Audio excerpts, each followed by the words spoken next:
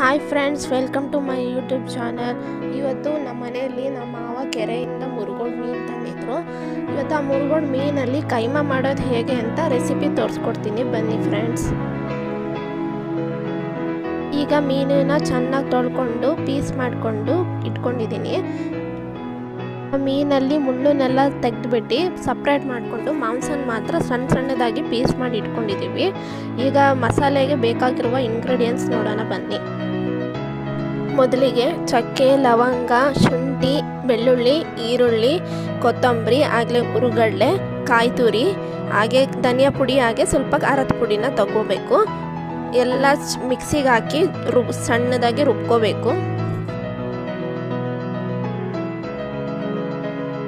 ಈಗ ಒಂದು ತಟ್ಟೆಯಲ್ಲಿ ರುಬ್ಕೊಂಡಿರೋ ಮಸಾಲೆ ಹಾಗೂ ಮೀನಿನ ಮಾಂಸನ ಸಪ್ರೇಟಾಗಿ ಎತ್ತಿಟ್ಕೊಂಡಿದ್ದೀವಿ. ಈಗ ಆ ಮೀನಿನ ಮಾಂಸ ಜೊತೆ ಖಾರದ ಪುಡಿ ಹಾಗೆ ಅದಕ್ಕೆ ಉಪ್ಪು ಸೇರಿಸ್ಬಿಟ್ಟು ಮಸಾಲೆನ ಚೆನ್ನಾಗಿ ಅದ್ರ ಜೊತೆ ಸೇರಿಸಿ ಚೆನ್ನಾಗಿ ಕಲಿಸ್ಬೇಕು. ಕಲಿಸಿದ ನಂತರ ಅದನ್ನು ಕೂಡ ರುಬ್ಕೋಬೇಕು.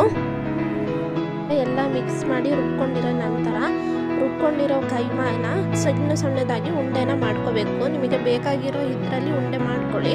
ನಂತರ ಕಡಾಯಿಗೆ ಎಣ್ಣೆ ಹಾಕ್ಬಿಟ್ಟು ಎಣ್ಣೆ ಕಾದ ನಂತರ ಆ ಕೈಮಾದ ಉಂಡೆನ ಹಾಕಿ ಚೆನ್ನಾಗಿ ಫ್ರೈ ಮಾಡ್ಕೋಬೇಕು.